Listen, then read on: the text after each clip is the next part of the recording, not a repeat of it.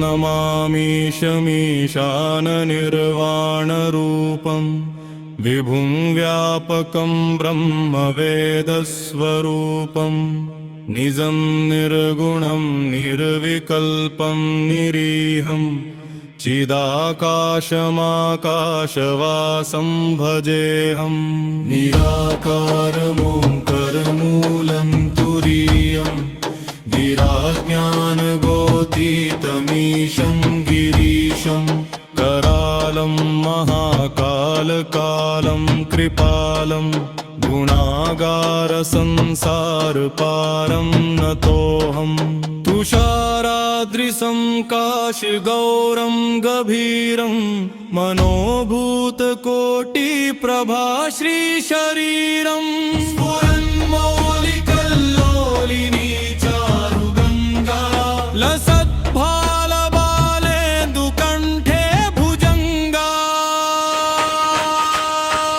चलत्कुण्डलं भ्रूसुनेत्रं विशालं प्रसन्नाननं नीलकण्ठं दयालं मृगाधीशचर्माम्बरं मुण्डमालं प्रियं शङ्करं सर्वनाथं भजामि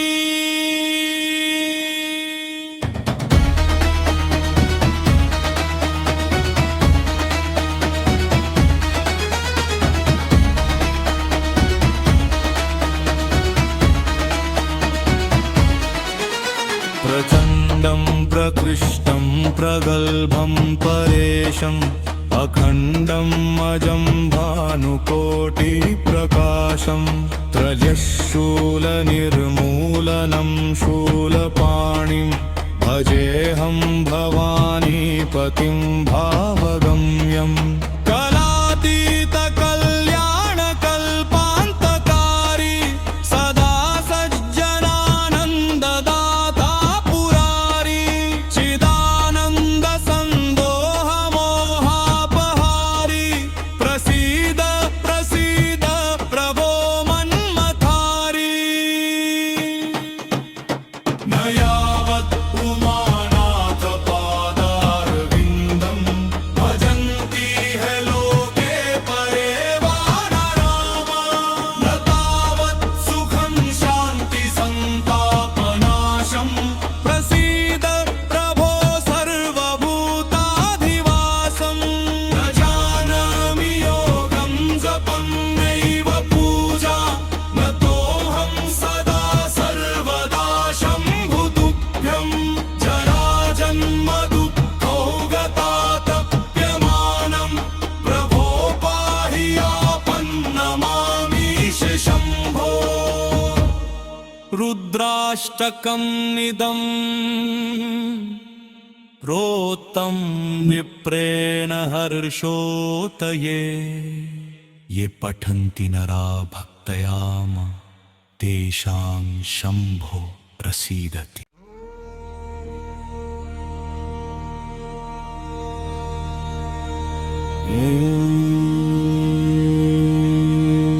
नमामि शमीशाननिर्वाणरूपं विभुं व्यापकं ब्रह्मवेदस्वरूपं निजं निर्गुणं निर्विकल्पं निरीहं चिदाकाशमाकाशवासं भजेऽहं निराकारमोङ्कारमूलं तुरीयं गिराज्ञानगोतीतमीशं गिरीशं करालं महाकालकालं कृपालं गुणागारसंसारपारं नतोऽहं तुषाराद्रिसं काशगौरं गभीरं मनोभूतकोटिप्रभा श्रीशरीरं स्फुरन्मौलिकल्लोलिनी चारुगङ्गा लसद्भालबालेन्दुकण्ठे भुजङ्गा चलत्कुण्डलं भ्रूसुनेत्रं विशालं प्रसन्नाननं नीलकण्ठं दयालं मृगाधीशचर्माम्बरं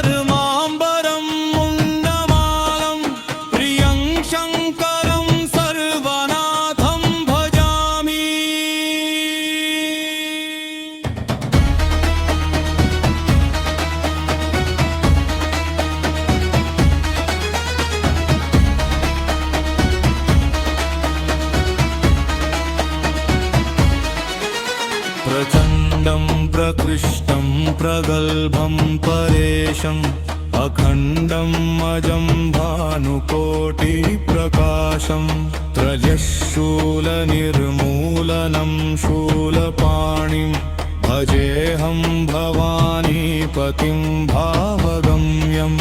कलातीतकल्याणकल्पान्तकारी सदा सज्जनानन्ददाता पुरारी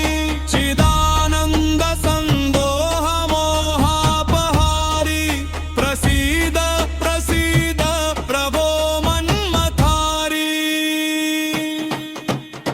न यावत् उमानाथ पादारविन्दं भजन्ति है लोके परे वानरामा न तावत् सुखं शान्ति सन्तापनाशं प्रसीद प्रभो सर्वभूताधिवासं न जानामि योगं जपं नैव पूजा न तोऽहं सदा सर्वदा शम्भुतुभ्यं जराजन्मदुःखौगतातप्यमानं प्रभो पाहि आपन्नमामीश शम्भो रुद्राष्टकमिदं प्रोक्तं विप्रेण हर्षोतये ये पठन्ति नरा भक्तयाम तेषां शम्भो प्रसीदति।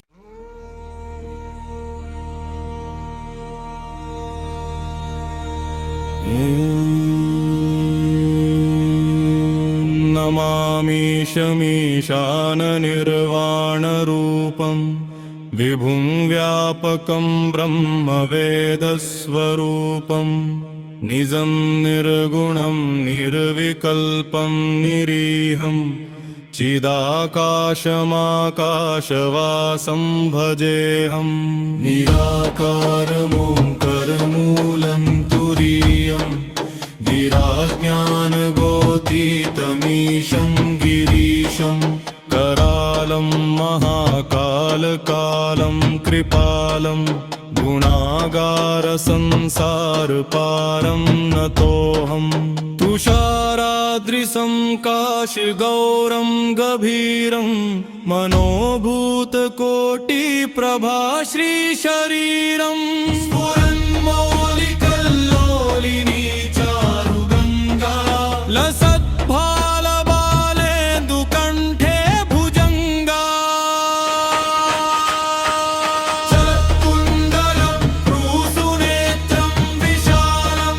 प्रसन्नाननं नीलकण्ठं दयालं मृगाधीशचर्माम्बरं मुण्डमालं प्रियं शङ्करं सर्वनाथं भजामि।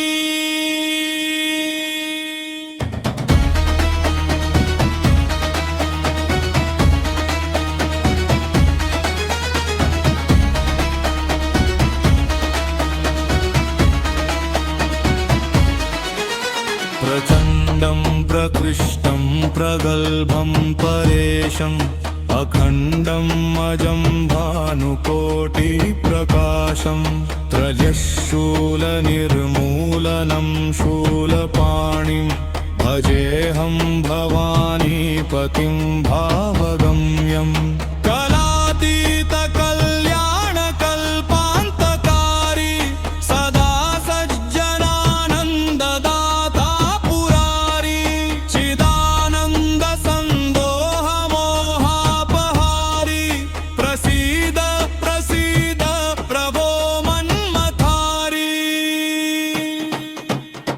न यावत् उमानाथ पादारविन्दं भजन्ति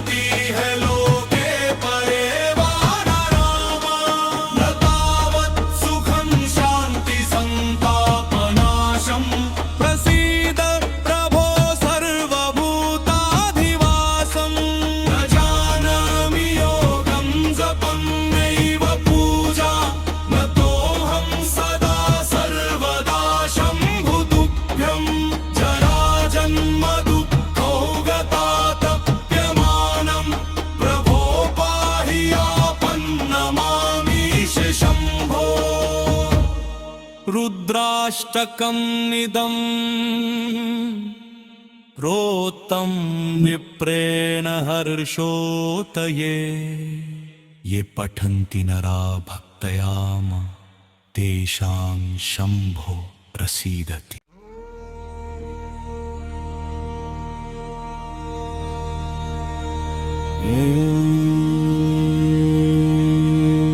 नमामीशमीशाननिर्वाणरूपं विभुं व्यापकं ब्रह्मवेदस्वरूपं निजं निर्गुणं निर्विकल्पं निरीहं चिदाकाशमाकाशवासं भजेऽहं निराकारमोङ्करमूलं तुरीयं गिराज्ञानगोतीतमीशं गिरीशं करालं महाकालकालं कृपालं गुणागारसंसारपारं नतोऽहं तुषाराद्रिसं काशगौरं गभीरं मनोभूतकोटिप्रभा श्रीशरीरं स्फुरन्मौलिकल्लोलिनी चारुगङ्गा लसद्भालबालेन्दुकण्ठे भुजङ्गा चलत्कुण्डलं भ्रूसुनेत्रं विशालं प्रसन्नाननं नीलकण्ठं दयालं मृगाधीशचर्माम्बरं मुण्डमालं प्रियं शङ्करं सर्वनाथं भजामि।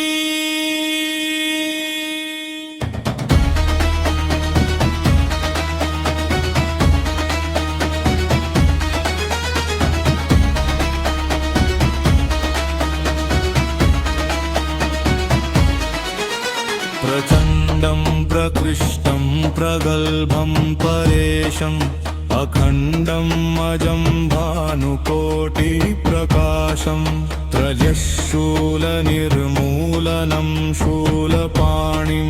भजेऽहं भवानीपतिं भावगम्यं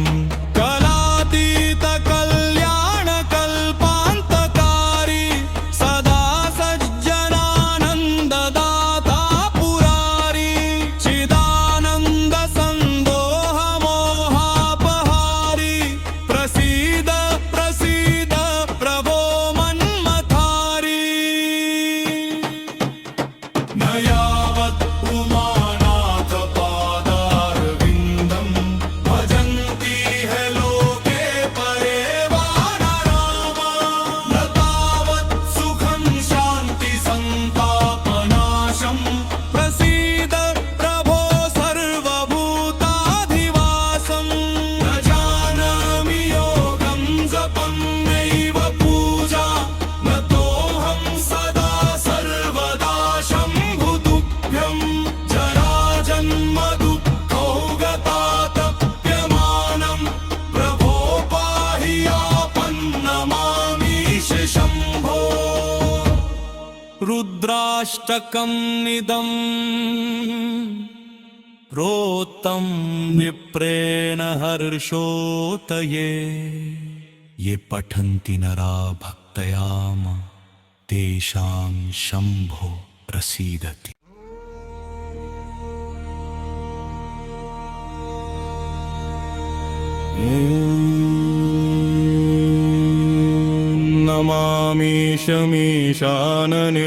नमामीशमीशाननिर्वाणरूपं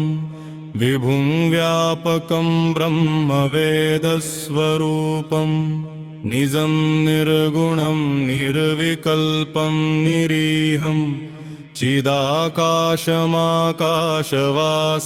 भजेऽहं निराकारमोङ्करमूलं तुरीयं गिराज्ञानगोतीतमीशं गिरीशं करालं महाकालकालं कृपालं गुणागारसंसारपारं नतोऽहं तुषाराद्रिसं काशगौरं गभीरं मनोभूतकोटिप्रभा श्रीशरीरं स्फुरन्मौलिकल्लोलिनी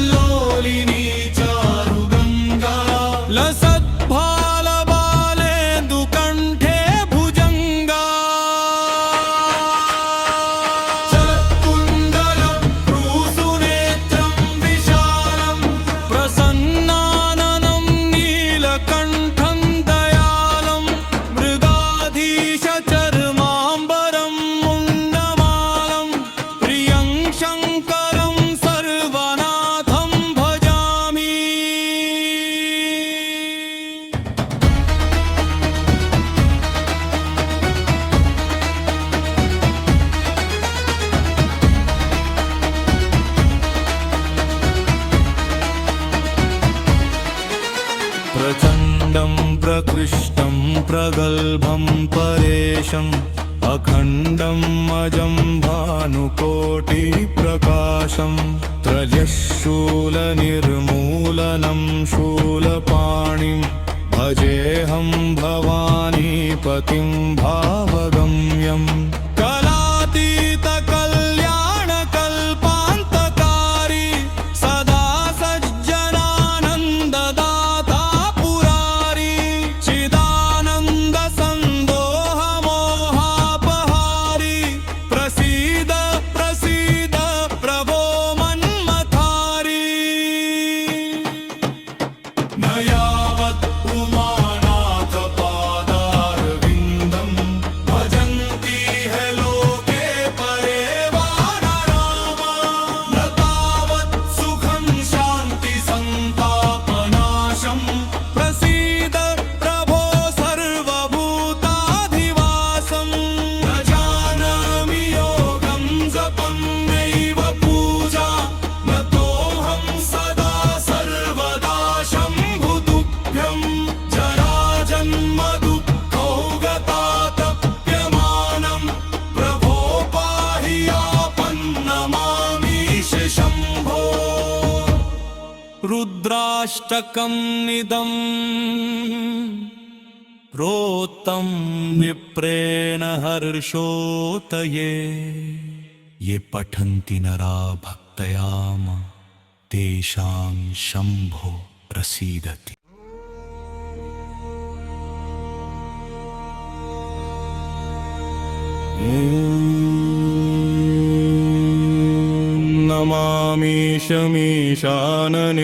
नमामीशमीशाननिर्वाणरूपं विभुं व्यापकं ब्रह्मवेदस्वरूपं निजं निर्गुणं निर्विकल्पं निरीहं चिदाकाशमाकाशवासं भजेऽहं निराकारमोङ्करमूलं तुरीयं गिराज्ञानगोतीतमीशं गिरीशं करालं महाकालकालं कृपालं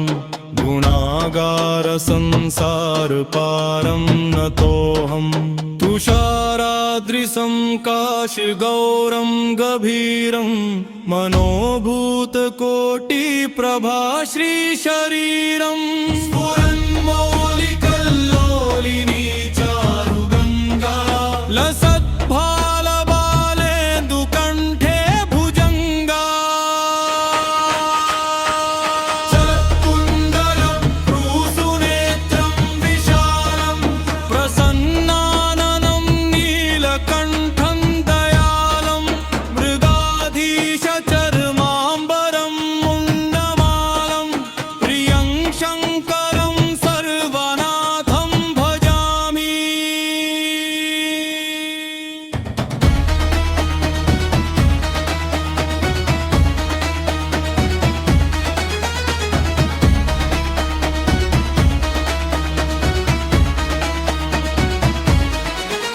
प्रचण्डं प्रकृष्टं प्रगल्भं परेशम्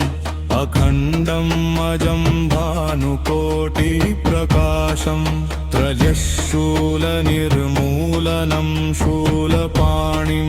भजेऽहं भवानीपतिं भावगम्यम् कलातीतकल्याणकल्पान्तकारी सदा सज्जनानन्ददाता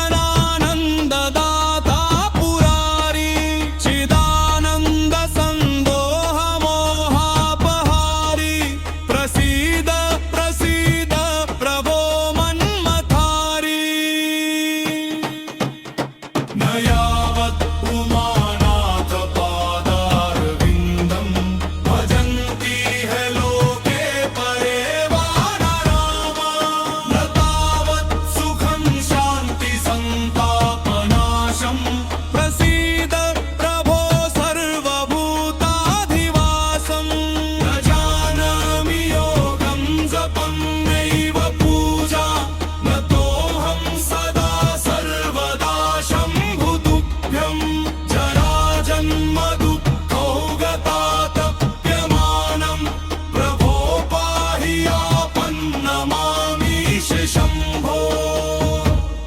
रुद्राष्टकमिदं रोत्तं विप्रेण हर्षोतये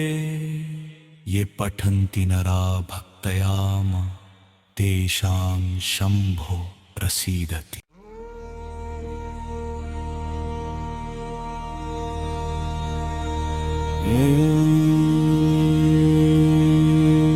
नमामीशमीशाननिर्वाणरूपं विभुं व्यापकं ब्रह्मवेदस्वरूपं निजं निर्गुणं निर्विकल्पं निरीहं चिदाकाशमाकाशवासं भजेऽहं निराकारमोङ्करमूलं तुरीयं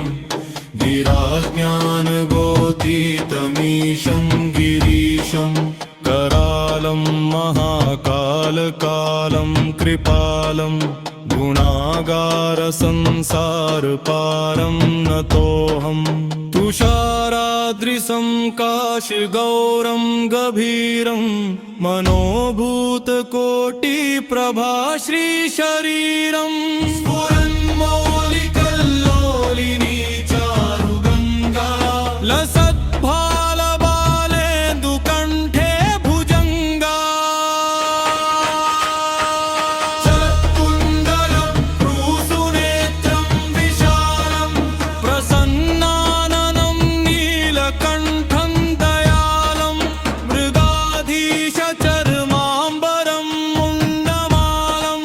प्रियं शङ्करं सर्वनाथं भजामि।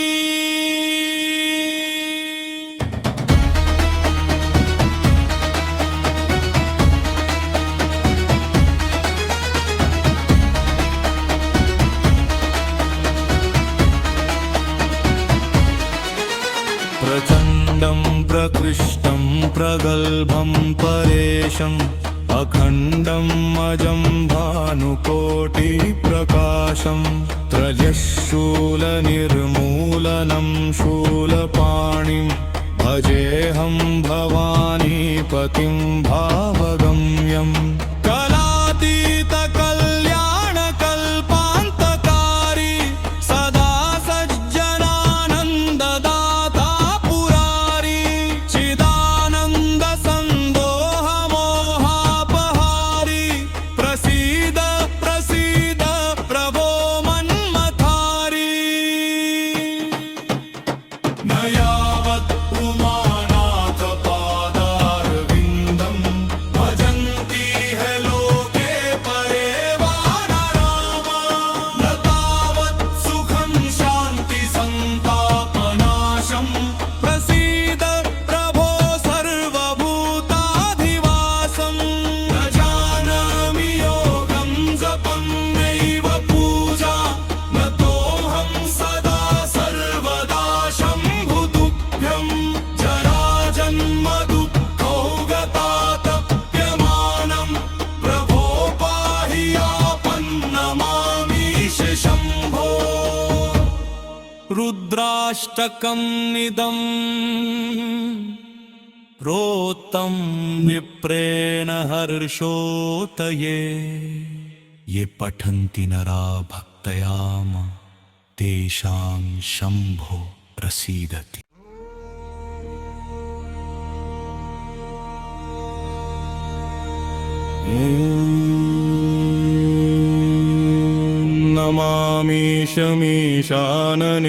नमामीशमीशाननिर्वाणरूपं विभुं व्यापकं ब्रह्मवेदस्वरूपं निजं निर्गुणं निर्विकल्पं निरीहं चिदाकाशमाकाशवासं भजेऽहं निराकारमोङ्करमूलं तुरीयं गिराज्ञानगोतीतमीशं गिरीशं करालं महाकालकालं कृपालं गुणागारसंसारपारं नतोऽहं तुषाराद्रिसं काशगौरं गभीरं मनोभूतकोटिप्रभा श्रीशरीरं स्फुरन्मौलिकल्लोलिनी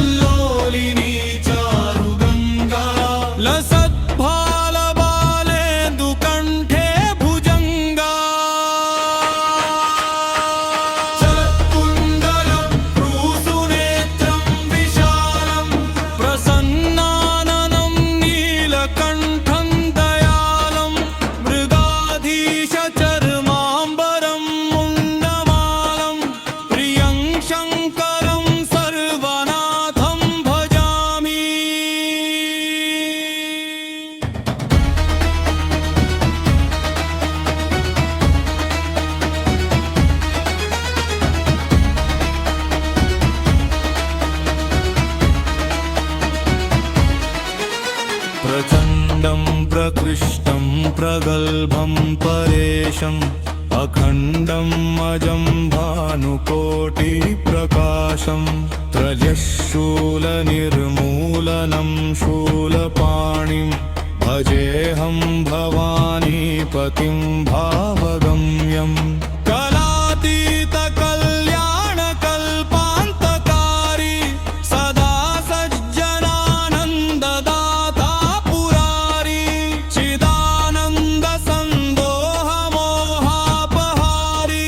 प्रसीद प्रसीद प्रभो मन्मथारी न यावत् उमानाथ पादारविन्दं भजन्ति है लोके परे वानरामा न तावत् सुखं शान्ति सन्तापनाशं प्रसीद प्रभो सर्वभूताधिवासं न जानामि योगं जपं नैव पूजा न तोऽहं सदा सर्वदा शम्भुतुभ्यं जराजन्म दुःखौगतातप्यमानं प्रभो पाहि आपन्नमामीश शम्भो रुद्राष्टकं निदम् प्रोक्तं विप्रेण हर्षोतये ये पठन्ति नरा भक्तयाम तेषां शम्भो प्रसीदति।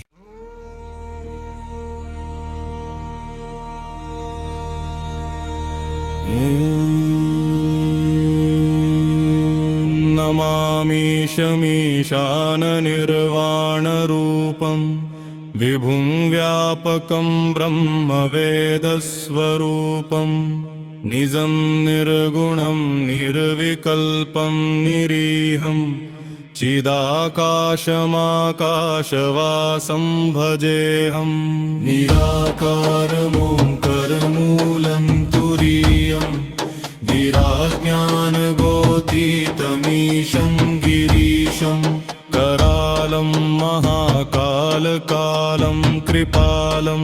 गुणागारसंसारपारं नतोऽहं तुषाराद्रिसं काशगौरं गभीरं मनोभूतकोटिप्रभा श्रीशरीरं स्फुरन्मौलिकल्लोलिनी चारुगङ्गा लसद्भालबालेन्दुकण्ठे भुजङ्गा चलत्कुण्डलं भ्रूसुनेत्रं विशालं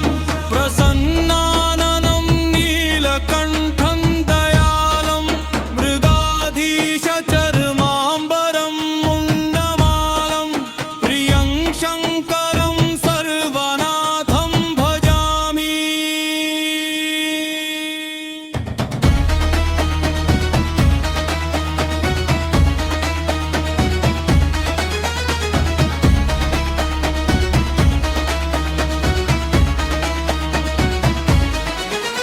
प्रचण्डं प्रकृष्टं प्रगल्भं परेशम् अखण्डम् अजं भानुकोटिप्रकाशं त्रयशूलनिर्मूलनं शूलपाणिं भजेऽहं भवानीपतिं भावगम्यम् कलातीतकल्याणकल्पान्तकारी सदा सज्जनानन्ददाता पुरारी चिदानन्दसन्दोहमोहापहारी प्रसीद प्रसीद प्रभो मन्मथारी न यावत् उमानाथ पादारविन्दं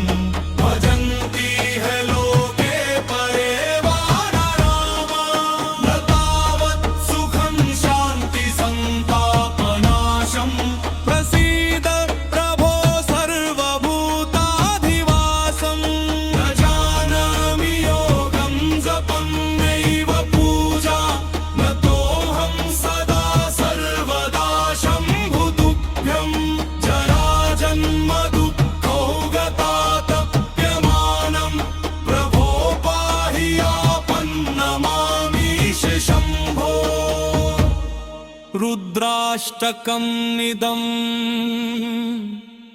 रोत्तं विप्रेण हर्षोतये ये पठन्ति नरा भक्तयाम तेषां शम्भो प्रसीदति।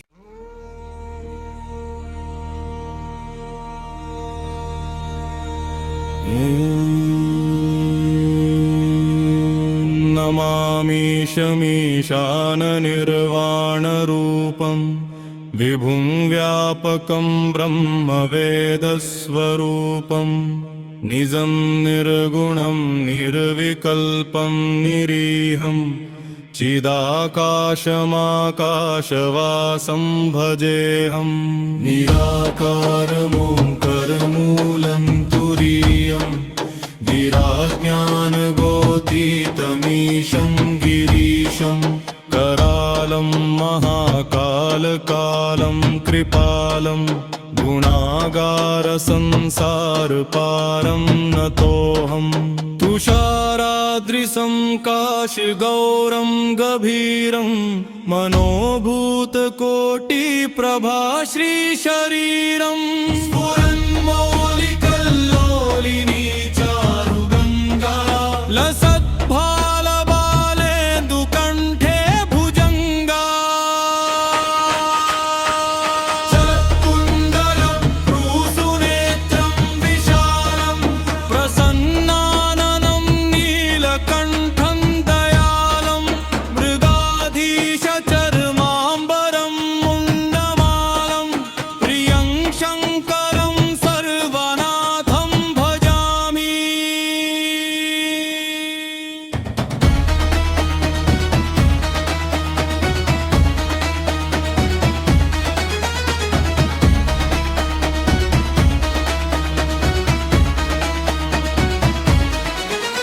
प्रचण्डं प्रकृष्टं प्रगल्भं परेशम् अखण्डं अजं भानुकोटिप्रकाशं त्रयशूलनिर्मूलनं शूलपाणिं भजेऽहं भवानीपतिं भावगम्यं कलातीतकल्याणकल्पान्तकारी सदा सज्जनानन्ददाता पुरारी चिदानन्दसन्दोहमोहापहारी प्रसीद प्रसीद प्रभो मन्मथारी न यावत् उमानाथपादारविन्दं भजन्ति ह लोके परे वा नरामा न तावत् सुखं शान्तिसन्तापनाशं प्रसीद प्रभो सर्वभूताधिवासं न जानामि योगं जपं नैव पूजा न तोऽहं सदा सर्वदा शम्भुतुभ्यं जराजन्मदुःखौगतातप्यमानं प्रभो पाहि आपन्नमामीश शम्भो। रुद्राष्टकमिदं रोत्तं विप्रेण हर्षोतये ये पठन्ति नरा भक्तयाम तेषां शम्भो प्रसीदति।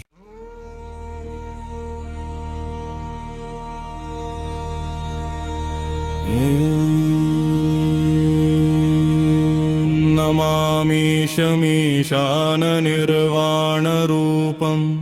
विभुं व्यापकं ब्रह्मवेदस्वरूपं निजं निर्गुणं निर्विकल्पं निरीहं चिदाकाशमाकाशवासं भजेऽहं निराकारमोङ्करमूलं तुरीयं गिराज्ञानगोतीतमीशं गिरीशं करालं महाकालकालं कृपालं गुणागारसंसारपारं नतोऽहं तुषाराद्रिसं काशगौरं गभीरं मनोभूतकोटिप्रभा श्रीशरीरं स्फुरन्मौलिकल्लोलिनी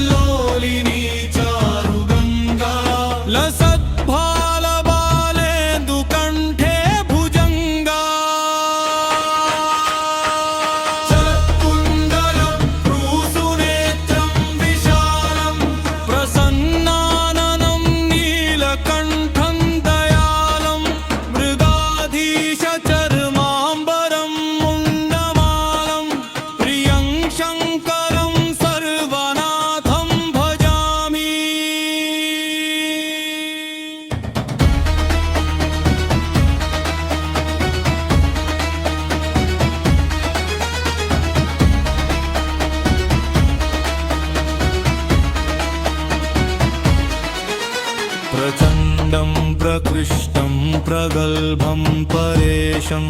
अखण्डं अजं भानुकोटिप्रकाशं त्रयशूलनिर्मूलनं शूलपाणिं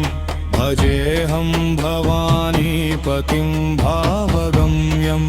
कलातीतकल्याणकल्पान्तकारी सदा सज्जनानन्ददाता पुरारी चिदानन्दसन्दोहमोहापहारी प्रसीद प्रसीद प्रभो मन्मथारी न यावत् उमानाथ पादारविन्दं भजन्ति है लोके परे वानरामा न तावत् सुखं शान्ति संतापनाशं प्रसीद प्रभो सर्वभूताधिवासं न जानामि योगं जपं नैव पूजा न तोऽहं सदा सर्वदा शम्भुतुभ्यं जराजन्म दुःखौगतातप्यमानं प्रभो पाहि आपन्नमामीश शम्भो रुद्राष्टकमिदं प्रोक्तं विप्रेण हर्षोतये ये पठन्ति नरा भक्तयाम तेषां शम्भो प्रसीदति।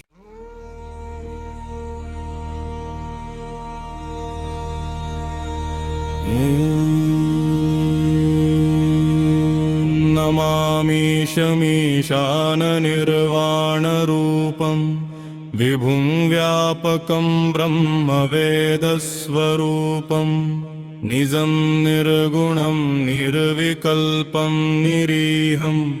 चिदाकाशमाकाशवासं भजेऽहं निराकारमोङ्करमूलं तुरीयं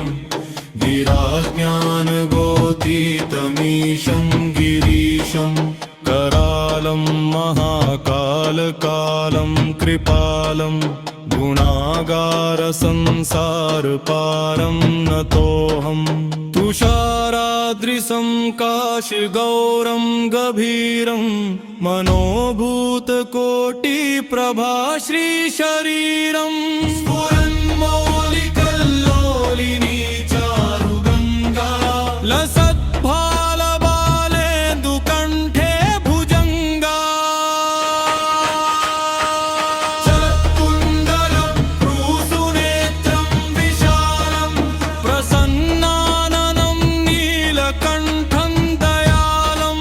मृगाधीशचर्माम्बरं मुण्डमालं प्रियं शङ्करं सर्वनाथं भजामि।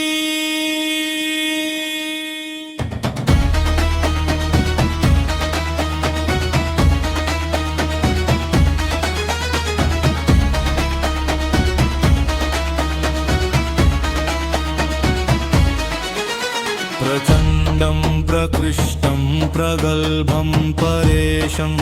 अखण्डं अजं भानुकोटिप्रकाशं त्रयशूलनिर्मूलनं शूलपाणिं भजेऽहं भवानीपतिं भावगम्यम् कलातीतकल्याणकल्पान्तकारी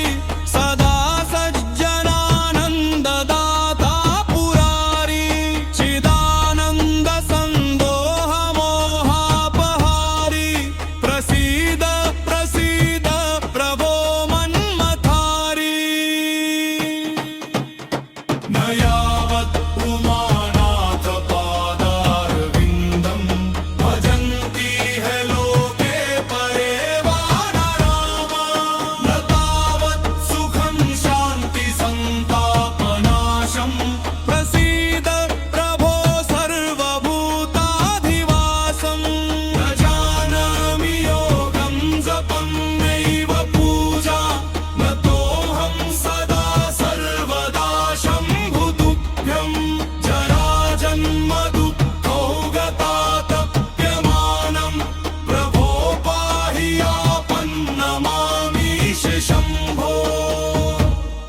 रुद्राष्टकमिदं प्रोक्तं विप्रेण हर्षोतये ये पठन्ति नरा भक्तयाम तेषां शम्भो प्रसीदति।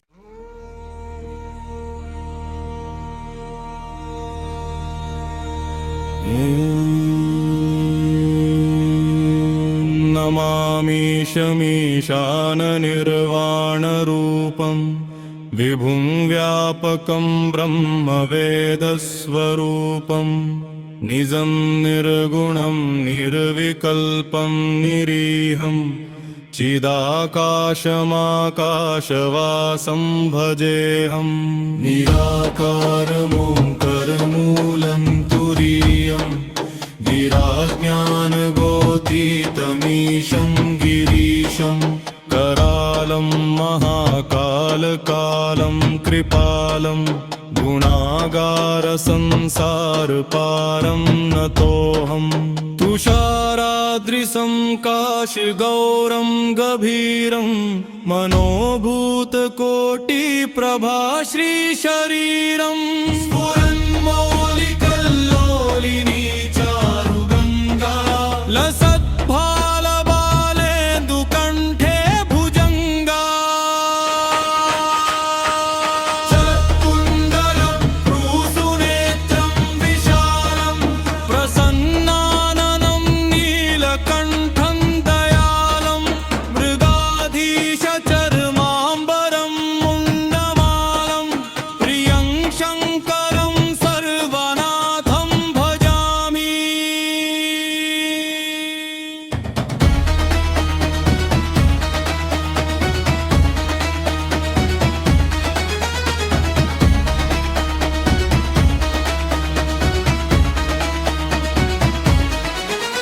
प्रचण्डं प्रकृष्टं प्रगल्भं परेशम्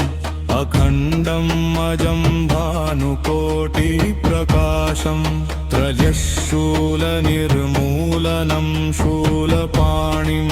भजेऽहं भवानीपतिं भावगम्यं कलातीतकल्याणकल्पान्तकारी सदा सज्जनानन्ददाता पुरारी चिदानन्दसन्दोहमोहापहारी प्रसीद प्रसीद प्रभो मन्मथारी। न यावत् उमानाथपादारविन्दं भजन्ति है लोके परे वा नरामा न तावत् सुखं शान्ति सन्तापनाशं प्रसीद प्रभो सर्वभूताधिवासं न जानामि योगं जपं नैव पूजा न तोऽहं सदा सर्वदा शम्भुतुभ्यं जराजन्मदुःखौगतातप्यमानं प्रभो पाहि आपन्नमामीश शम्भो। रुद्राष्टकमिदं प्रोक्तं विप्रेण हर्षोतये ये पठन्ति नरा भक्तयाम ते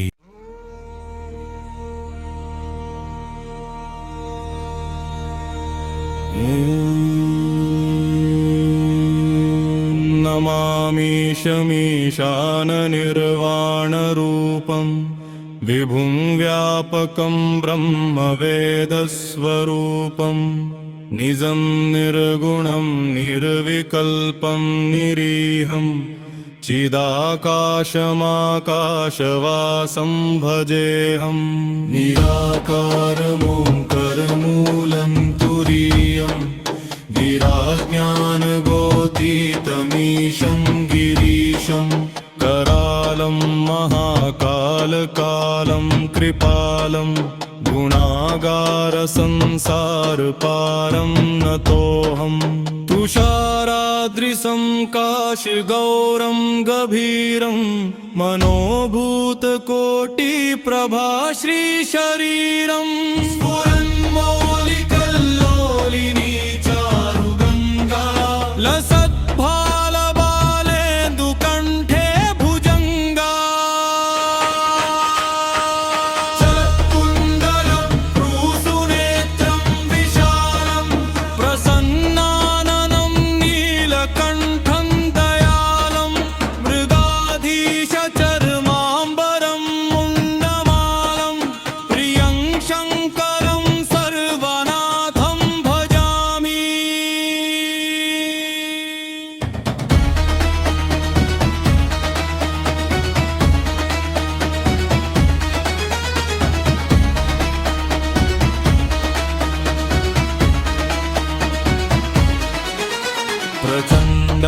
प्रकृष्टं प्रगल्भं परेशम् अखण्डं अजं भानुकोटिप्रकाशं त्रयशूलनिर्मूलनं शूलपाणिं भजेऽहं भवानीपतिं भावगम्यम् कलातीतकल्याणकल्पान्तकारी सदा सज्जनानन्ददाता पुरारी चिदानन्दसन्दोहमोहापहारी प्रसीद प्रसीद प्रभो मन्मथारी न यावत् उमानाथ पादारविन्दं भजन्ति है लोके परे वानरामा न तावत् सुखं शान्ति संतापनाशं प्रसीद प्रभो सर्वभूताधिवासं न जानामि योगं जपं नैव पूजा न तोऽहं सदा सर्वदा शम्भुतुभ्यं जराजन्म दुःखौगतातप्यमानं प्रभो पाहि आपन्नमामीश शम्भो रुद्राष्टकमिदं प्रोक्तं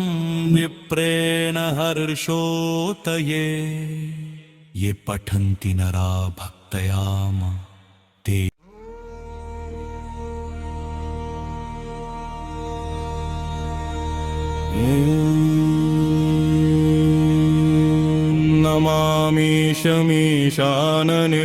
नमामीशमीशाननिर्वाणरूपं विभुं व्यापकं ब्रह्मवेदस्वरूपं निजं निर्गुणं निर्विकल्पं निरीहं चिदाकाशमाकाशवासं भजेऽहं निराकारमोङ्करमूलं तुरीयं गिराज्ञानगोतीतमीशं गिरीशं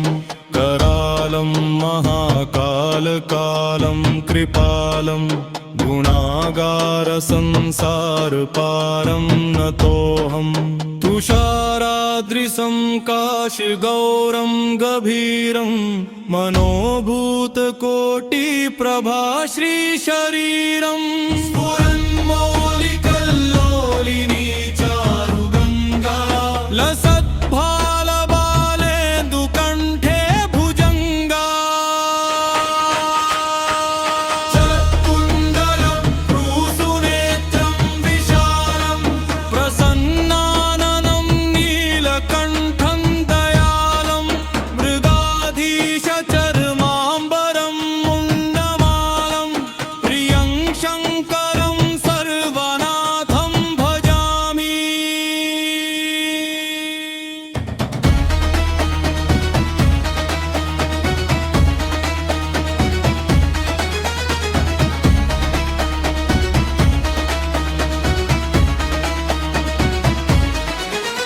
प्रचण्डं प्रकृष्टं प्रगल्भं परेशम्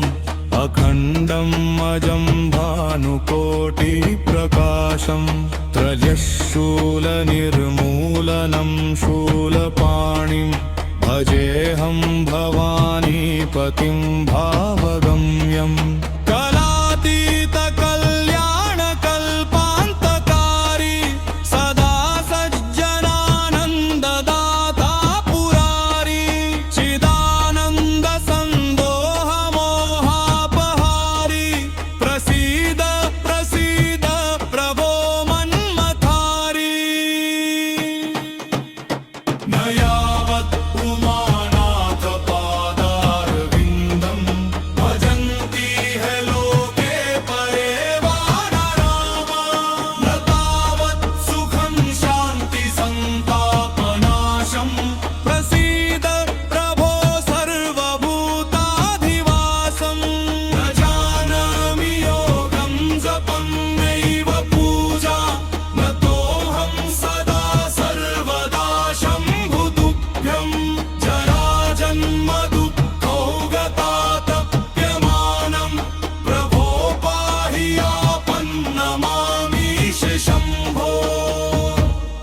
रुद्राष्टकमिदं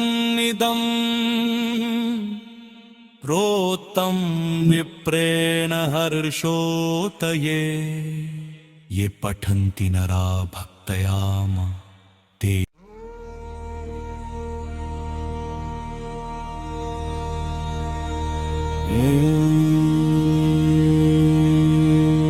नमामि शमीशाननिर्वाणरूपं विभुं व्यापकं ब्रह्मवेदस्वरूपं निजं निर्गुणं निर्विकल्पं निरीहं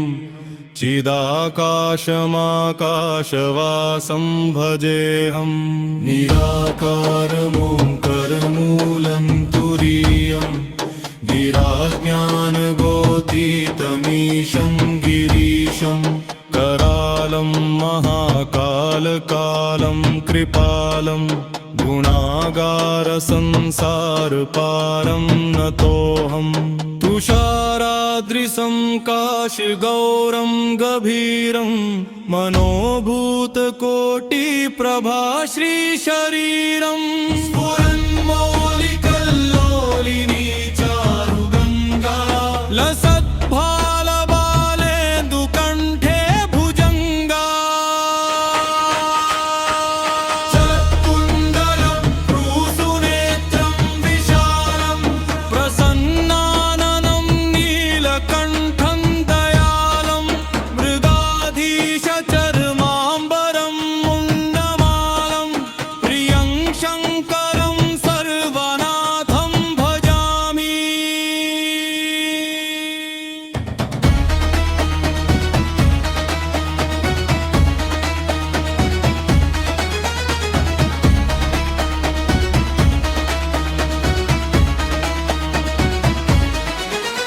प्रचण्डं प्रकृष्टं प्रगल्भं परेशम्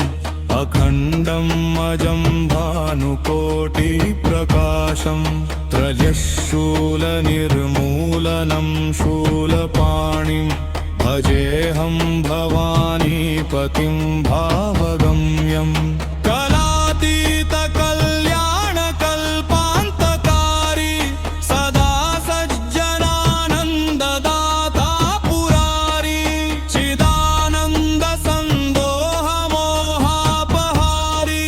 प्रसीद प्रसीद प्रभो मन्मथारी। न यावत् उमानाथपादारविन्दं भजन्ति ह लोके परे वा नरामा न तावत् सुखं शान्तिसन्तापनाशं प्रसीद प्रभो सर्वभूताधिवासं न जानामि योगं जपं नैव पूजा न तोऽहं सदा सर्वदा शम्भुतुभ्यं जराजन्मदुःखौगतातप्यमानं प्रभो पाहि आपन्नमामीश शम्भो। रुद्राष्टकमिदं प्रोक्तं विप्रेण हर्षोतये ये पठन्ति नरा भक्तयाम ते।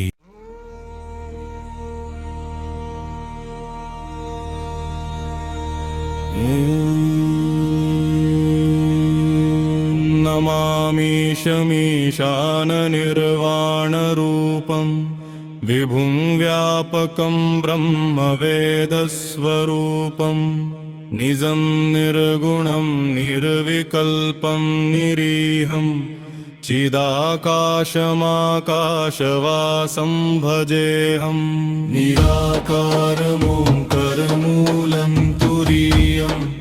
गिराज्ञानगोतीतमीशं गिरीशं करालं महाकालकालं कृपालं गुणागारसंसारपारं नतोऽहं तुषाराद्रिसं काशगौरं गभीरं मनोभूतकोटिप्रभा श्रीशरीरं स्फुरन्मौलिकल्लोलिनी चारुगङ्गा लसद्भालबाले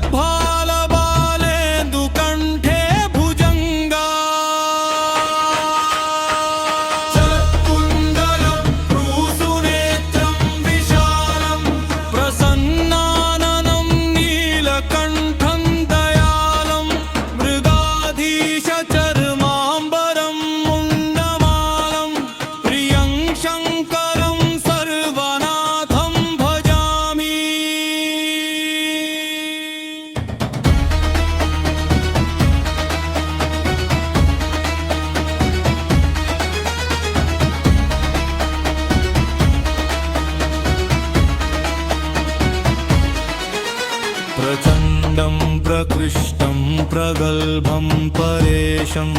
अखण्डम् अजं भानुकोटिप्रकाशम् त्रयशूलनिर्मूलनं शूलपाणिं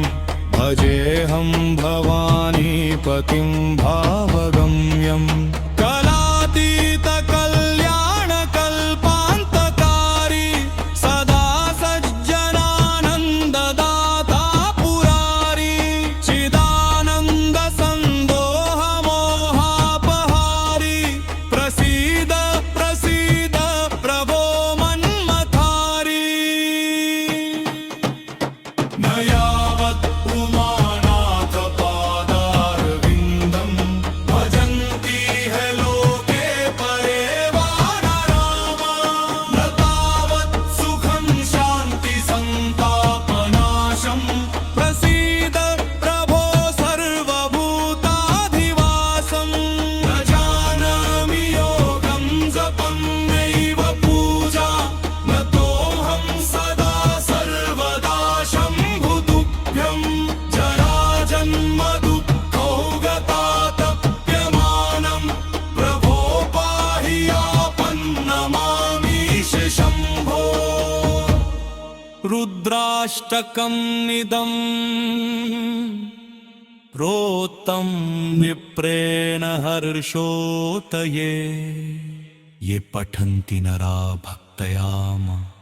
ते